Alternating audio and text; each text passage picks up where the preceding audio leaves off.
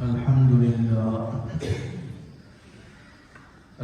لله رب العالمين والصلاة والسلام على سيد المرسلين وعلى آله وأصحابه أجمعين أما بعد فأعوذ بالله من الشيطان الرجيم بسم الله الرحمن الرحيم قل لا أسألكم عليه أجرا إلا المودة في القربى صدق الله العظيم. یہ ماہ محرم الحرام ہے، اسلامی سال کا پہلا مہینہ، اور جو اس ماہ مبارک میں واقعات رونما ہوئے ان میں سے سب سے بڑا واقعہ حضرت امام حسین رضی اللہ تعالی عنہ کی شہادت مبارکہ ہے۔ ہر سال اس ماہ مقدس میں آپ پر جو ظلم و ستم ڈھایا گیا، آپ کو ظلم کر کے شہید کیا گیا، اس کی یاد ہر سال دوبارہ تازہ ہو جاتی ہے۔ یہ حضرت امام حسن اور حضرت امام حسین رضی اللہ تعالی عنہما حضور نبی کریم صلی اللہ علیہ وسلم کی پیاری بیٹی حضرت فاطمہ الزہرا رضی اللہ عنہا کے دونوں صاحبزادے تھے، شہزادے۔ سبحان اللہ۔ آپ صلی اللہ علیہ وسلم نے ارشاد فرمایا تمہارے اندر میں دو چیزیں چھوڑ کے جا رہا ہوں، اگر تم ان کو مضبوطی سے پکڑو گے تو تم کبھی گمراہ نہیں۔ حضرت جابر رضی اللہ تعالی عنہ وہ فرماتے ہیں حضور نبی کریم صلی اللہ علیہ وسلم نے حج کے موقع پر عرفہ کے مقام پر اور قصوہ اونٹنی پر آپ سوار تھے تو آپ نے خطبہ ارشاد فرمایا، اور خطبہ ارشاد فرماتے ہوئے ارشاد فرمایا کہ تمہارے درمیان وہ چیزیں چھوڑ کے جا رہا ہوں، تم نے اگر مضبوطی سے ان کو تھام کے رکھا، مضبوطی سے پکڑ کے رکھا تو تم کبھی گمراہ نہیں ہوگے۔ لن تضلوا، کبھی تم، یعنی تاکیداً ارشاد فرمایا، تاکید کے لفظ سے آپ نے ارشاد فرمایا لن تضلوا، تم کبھی بھی گمراہ نہیں ہوگے۔ ایک ارشاد فرمایا کتاب اللہ کی کتاب چھوڑ کے جا رہا ہوں، جو شخص اس کو پڑھے گا، اس کو سمجھے گا، اس پر عمل پیرا ہوگا، وہ کبھی گمراہ نہیں ہوگا۔ دوسرے ارشاد فرمایا وعطرتی اہل بیتی، فرمایا دوسری چیز کہ میری اولاد، میرے اہل بیت، ان کو اگر مضبوطی سے پکڑو گے تو لن تضلوا، تم کبھی گمراہ نہیں ہوگے۔ پکڑنے کا مطلب یہ ہے کہ ان سے محبت کرو گے، پکڑنے کا مطلب یہ ہے کہ ان کی حرمت کی حفاظت کرو گے، ان کی تعظیم بجا لاؤ گے، اور جو کچھ انہوں نے کیا ان کے اقوال مبارک پر تم عمل کرو گے تو تم کبھی گمراہ نہیں ہوگے۔ حضرت امام حسن اور امام حسین رضی اللہ تعالی عنہما کے بڑے فضائل ہیں۔ حضرت مسور بن مخرمہ رضی اللہ تعالی حضور کے ساتھ، حضرت مسور بن مخرمہ رضی اللہ تعالی عنہ وہ فرماتے ہیں حضور نبی کریم صلی اللہ علیہ وسلم نے ارشاد فرمایا اپنی پیاری بیٹی کے لیے، فرمایا فاطمہ تو بضعۃ منی، فرمایا فاطمہ میری جسم کا ٹکڑا ہے، فمن اغضبہا اغضبنی، جس نے اسے ناراض کیا اس نے مجھے ناراض کیا، یؤذینی ما آذاہا، فرمایا جس نے اس کو تکلیف دی، اس نے مجھے تکلیف دی. اور یہ اس کا معنی یہ بھی ہے کہ آپ کو آپ کی یاد مبارک صحیح انداز سے کی جائے، آپ کی تعریف مبارکہ، آپ کی حرمت کا لحاظ کیا جائے. حضرت فاطمہ الزہرا رضی اللہ تعالی عنہا کے بارے میں فرمایا فمن اغضبها اغضبانی، فرمایا جس شخص نے بھی اسے تکلیف پہنچائی، غصہ دلایا، اس نے مجھے تکلیف پہنچائی. اسی طرح حضرت براء بن عازب رضی اللہ تعالی عنہ روایت فرماتے ہیں حضور نبی کریم صلی اللہ علیہ وسلم کے کاندھے مبارک پر حضرت امام حسن رضی اللہ تعالی عنہ سوار تھے اور آپ دعا فرما رہے تھے انی احبہ فاحبہ، میں باری تعالیٰ میں اس بیٹے سے محبت کرتا ہوں اور تو بھی اسے محبت کر. حضرت امام حسن رضی اللہ عنہ نے فرمایا انی احبہ، اس بیٹے سے میں محبت کرتا ہوں، فاحبہ، باری تعالیٰ تو بھی اسے محبت فرما. اور ایک روایت آتی ہے حضرت ابو ہریرہ رضی اللہ تعالیٰ روایت فرماتے حضور نے ارشاد فرمایا اللہم انی احبہ فاحبہ واحب من یحبہ، باری تعالیٰ میں اسے محبت کرتا ہوں تو بھی اسے محبت فرما، اور جو شخص اس سے محبت کرے اس شخص سے بھی تو محبت کر. کتنی بڑی روایت مبارکہ ہے اور کتنا اعزاز کی بات ہے. فرمایا باری تعالیٰ اس سے میں محبت کرتا ہوں تو بھی اسے محبت فرما، اور جو شخص اس سے محبت کرے تو اس شخص سے بھی محبت کر، کیونکہ اس نے میرے اس بیٹے سے اپنا تعلق قائم کر لیا. کس کا؟ محبت کا تعلق، مودت کا تعلق، شفقت کا تعلق، رحمت کا تعلق اس میرے بیٹے سے قائم کیا، لہذا تو بھی اس شخص سے محبت فرما. اللہ تعالیٰ کی نظر میں کہ اگر محبوب بننا چاہتے ہیں، اللہ کی نظر میں کہ اللہ کی شفقت، اللہ کی محبت تمہاری طرف رجوع کرے، تم اللہ کے مقبول بندے بن جاؤ، تو ان اعمال میں سے یہ سب سے بڑا عمل یہ بھی ہے کہ حضرت امام حسن اور امام حسین سے محبت کی جائے، اور جو ان سے محبت کرے گا اللہ کی نظر میں وہ شخص محبوب ہو جائے گا. سبحان اللہ، کتنی بڑی بات ہے.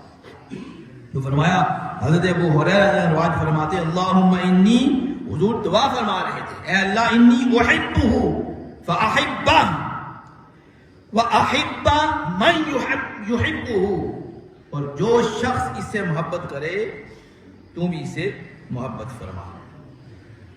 شہزادے فرماتے ہیں صحابہ کرام روایات کرتے ہیں فرماتے ہیں یہ شہزادے کیا کرتے تھے، حضور کی پشت مبارک پر سوار ہو جاتے تھے. جب آپ سجدہ فرماتے پشت مبارک پر سوار ہو جاتے، جب آپ اٹھتے، اور ایک روایت میں یہ بھی یاد ہے اپنا سجدہ مبارک لمبا فرما دیتے تھے، ان کے لیے اپنا سجدہ مبارک لمبا فرما دیتے تھے.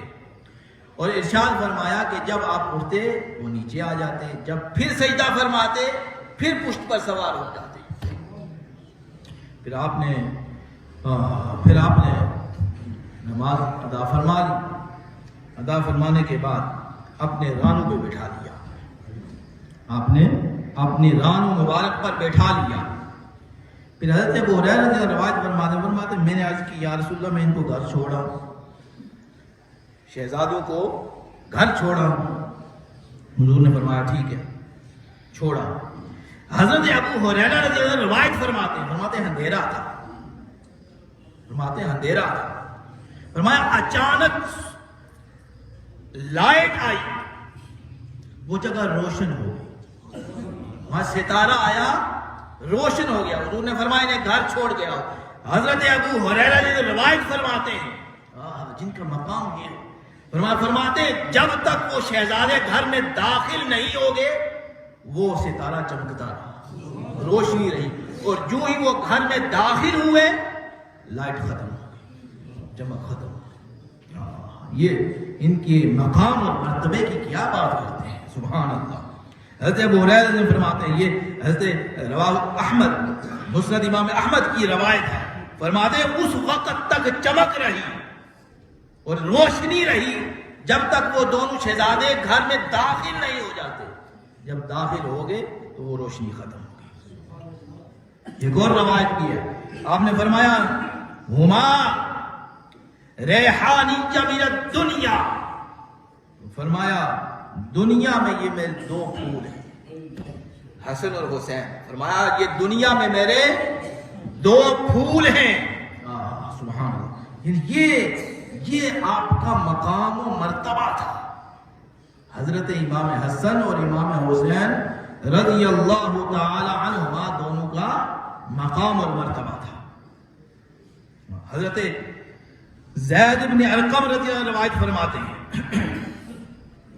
ہیں کہ حضور نبی کریم صلی اللہ علیہ وسلم نے فرمایا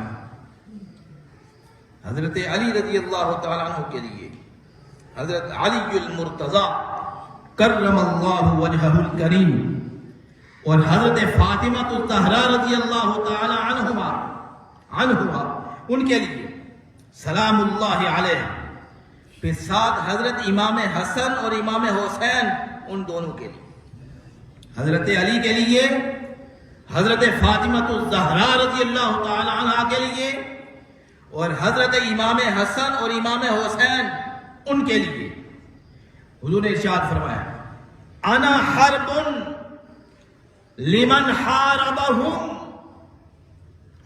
یہ الفاظ مبارک چمک رہے ہیں، دمک رہے ہیں۔ حضور نے فرمایا انا حرب، میں لڑائی کرنے والا ہوں اس شخص سے جو ان سے لڑائی کرے گا۔ فرمایا انا حرب، اور مفسرین اکرام فرماتے ہیں حرب کا لفظ یہ زیادہ مبالغے کے لیے آتا ہے، یعنی میں صحیح طرح اسے جنگ کروں گا، لمن حاربہم، جو ان سے جنگ کرے گا، وسلم لمن سالمہم، فرمایا جو ان سے مصالحت کرے گا، صلح کرے گا، ان شخصیات کے ساتھ ان کے نام مبارک گنائے، فرمایا ان کے ساتھ جو صلح کرے گا میں اسے صلح کروں گا، فرمایا جو ان سے جنگ کرے گا، جو انہیں تکلیف پہنچائے گا، جو ان سے دشمنی کرے گا، جو ان سے عداوت کرے گا، فرمایا میں اسے جنگ کروں گا، جو ان سے صلح کرے گا میری بھی اس کے ساتھ صلح ہے، حضور نے ارشاد فرمایا۔ اور جس کی صلح حضور کی صلح ہو اللہ کی بھی اس کی کے ساتھ صلح ہے، جس کی جنگ حضور لڑے اس کی جنگ بھی اللہ لڑتا ہے۔ تو حضور نے فرمایا جو ان سے صلح کرے گا، انہیں تکلیف نہیں پہنچائے گا، ان سے دشمنی نہیں کرے گا، محبت کرے گا، فرمایا میری بھی اس کے ساتھ مصالحت ہے۔ یہ بہت ایسے اعمال ہیں جو ہم اپنے اعمال کرتے، نماز، روزہ، حج، زکوٰۃ، اور اپنے لیے یہ اعمال کرتے ہیں، ان میں سے یہ ایک عمل ہے جن کے ذریعے سے اللہ اور اس کے رسول راضی ہوتے ہیں، اور اہل بیت سے محبت اور اہل بیت سے تعلق اپنا مضبوط کریں، اور اہل بیت سے محبت اور تعلق کو مضبوط کریں گے تو یہ ہماری کامیابی ہے، ہمارے ایمان کا حصہ ہے، ہمارے ایمان کا جز ہے۔ یہ کیسے ہو سکتا ہے کہ حضور سے محبت، حضور کے امتی ہو، حضور سے محبت کرتے ہو اور حضور کے اہل بیت سے محبت نہ ہو؟ یہ کیسے ہو سکتا ہے؟ ہمارے ایمان کا جز ہے، ہمارے ایمان کا حصہ ہے اہل بیت سے محبت کرنا۔ پھر حضرت ابو سعید رضی، بہت سی روایات مبارکہ ہیں، کتنی روایات مبارکہ پڑھیں۔ حضرت ابو سعید فرماتے ہیں رضی اللہ تعالی، حضور نے ارشاد فرمایا الحسن والحسین سیدا شباب اہل الجنہ، فرمایا میرے یہ دونوں بیٹے حسن اور حسین جنت کے نوجوانوں کے سردار،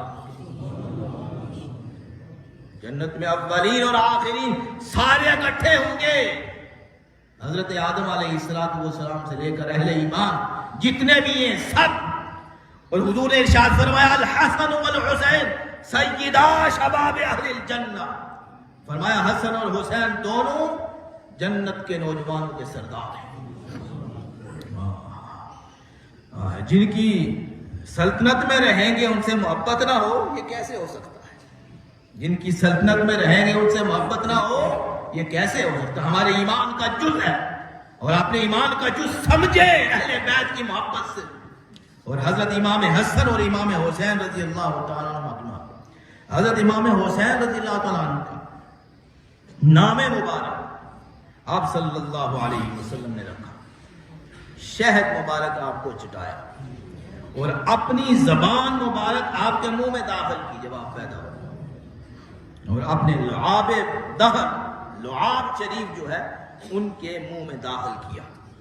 اور آپ صلی اللہ علیہ وسلم کے وصال مبارک کے وقت آپ کی عمر مبارک 6 یا 7 برس تھی، اور 10 محرم الحرام کو 61 ہجری کو کربلا میں آپ کو شہید کر دیا گیا۔ حضرت یعلا بن مرہ فرماتے ہیں حضور نبی کریم صلی اللہ علیہ وسلم نے ارشاد فرمایا حسین منی وانا من حسین، فرمایا حسین مجھ سے ہے اور میں حسین سے ہوں، فرمایا حسین مجھ سے ہے اور میں حسین سے ہوں۔ احب اللہ من احب حسینا، فرمایا اللہ اسے محبت کرتا ہے جو حسین سے محبت کرتا ہے۔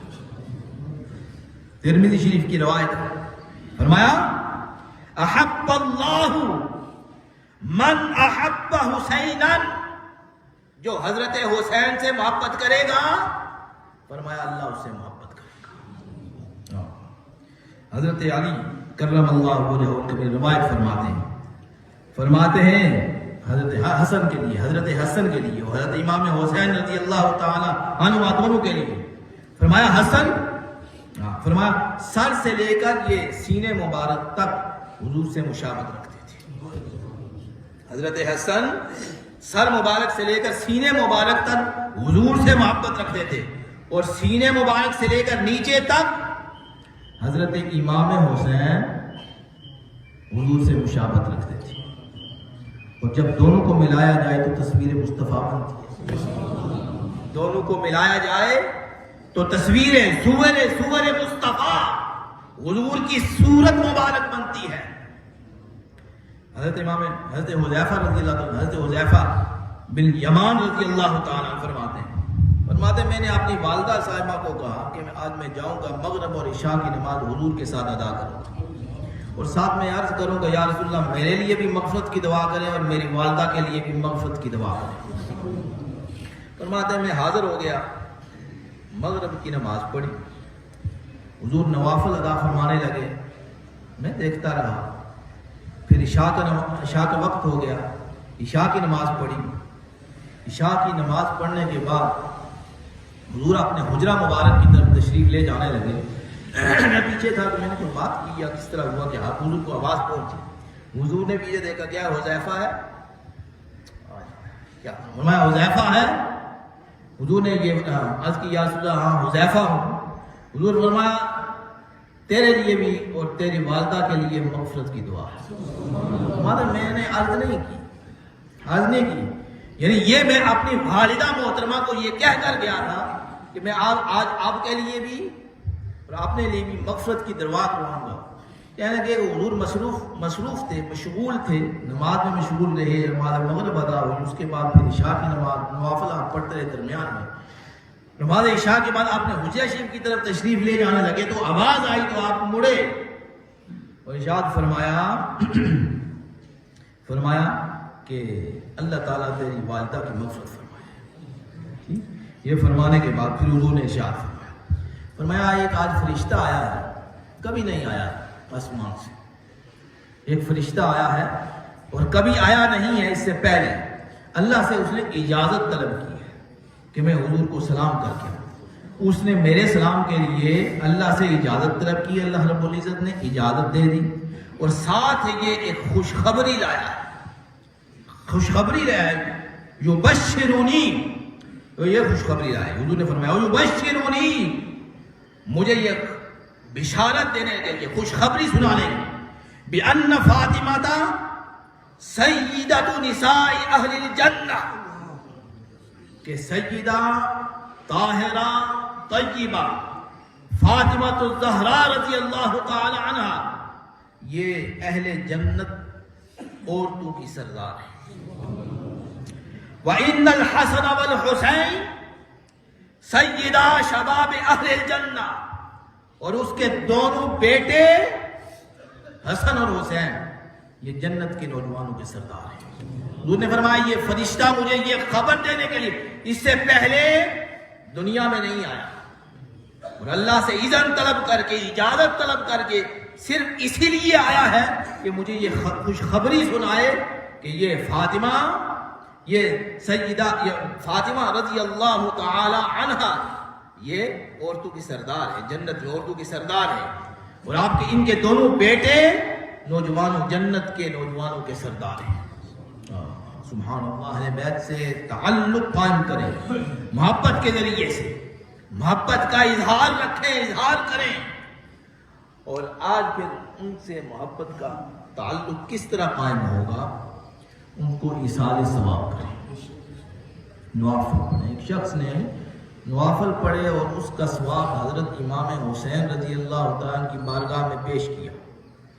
ایک روایت پڑھی ہے میں نے، 2 نوافل پڑھے، اس کا ثواب حضرت امام حسین رضی اللہ تعالیٰ کی بارگاہ میں پیش کیا. خواب میں آپ رات کو تشریف لائے تو اس نے دیکھا آپ نے چہرہ مبارک پھیر لیا. پھر آگے ہوا، عرض کی حضرت کیا ہوا، کیا کوئی غلطی ہو گئی؟ آپ نے پھر چہرہ مبارک پھیر لیا. پھر چہرہ مبارک کر کے آپ نے ارشاد فرمایا تو نے 2 نوافل کا جو ثواب بھیجا تھا، جب تک اللہ کی بارگاہ میں بخشش کے لیے تجھے تیری سفارش نہ کر لوں مجھے تجھ سے شرم آتی. یہ ان سے تعلق قائم، یہ ان سے تعلق ہمارا کیسے قائم ہوگا؟ سال ثواب کا. یہ نہیں ہے کہ یہ ہر سال یہ مہینہ آتا ہے اسی وقت یاد آئے، نہ، ہر روز اپنے رشتہ دار، اقربا، والدین ان کے لیے بھی ایصال ثواب کریں، اور سب سے پہلے ان ہستیوں کو ایصال ثواب کریں. ان ایصال ثواب کے ذریعے سے تمہارا ان سے تعلق قائم ہوگا. ویسے باتیں نہیں ہیں، ایصال ثواب ان کے ذریعے ان کے اس وقت ان کے ساتھ تعلق قائم کرنا، ان کو سلام بھیجنا ہے، ان کو سلام پیش کرنا ہے، ان کو ایصال ثواب کرنا ہے. اور ایصال ثواب بہت سی چیزیں ہو سکتی ہیں، صدقہ اور خیرات کریں، پانی پلائیں، کلمہ شریف پڑھیں، درود پاک پڑھیں، جس طرح ہو سکے اس طرح آپ سے تعلق قائم کرنے کے یہ ذرائع ہیں. ان ذرائع کے ساتھ ان سے اپنی محبت کا اظہار کریں. ہمارے بزرگ فرماتے ہیں عاشورہ کا جو دن ہے بہت عالی دن ہوتا ہے، بلند دن ہوتا ہے. فرمایا اگر کوئی شخص روزہ رکھنا چاہے تو اچھی بات ہے، روزہ رکھے، اس دن غسل بھی کرے اس نیت سے کہ عاشورہ کا دن ہے. بعض چیزیں ہوتی ہیں، کوئی جو ہے بزرگوں کی فرمودات ہوتے ہیں ان پر عمل کرے تو اچھی بات ہوتی ہے. کوئی فرض واجب نہیں چیزیں ہوتی، بزرگوں کی بتائی ہوئی باتیں جو ہیں اچھا ہوتا ہے، اچھا کام ہوتا ہے. اور بزرگوں کے زبان مبارک سے چیزیں نکلی ہوئی ہوتی ہیں، حکیمانہ ان کے اقوال ہوتے ہیں. تو ہمارے بزرگ فرماتے ہیں، حضرت قاضی فتح اللہ صدیق شتاری رحمۃ اللہ علیہ فرمایا عاشورہ کو روزہ رکھیں، اگر ہو سکے تو غسل کریں، صلح کریں، جس سے ناراض ہوں اسے صلح کریں. یہ بھی ایک اہم موضوع ہے، اس پر ہم کبھی بات کریں گے کہ آدمی جو ناراض رہتا ہے تو اس کی ناراضگی سے 2 مسلمان بھائی جب آپس میں ناراض رہتے ہیں تو ان کے ثواب میں کتنی کمی آتی ہے، اور اللہ کے ہاں اللہ کتنا ان سے ناراض ہوتا ہے. تو صلح کریں، سرما لگائیں. یہ بھی روایت آتی ہے کہ اس دن عاشورہ کے دن یتیمہ بچہ ہو تو اس کے سر پہ ہاتھ رکھیں، اہل و عیال پر اس دن زیادہ خرچ کریں.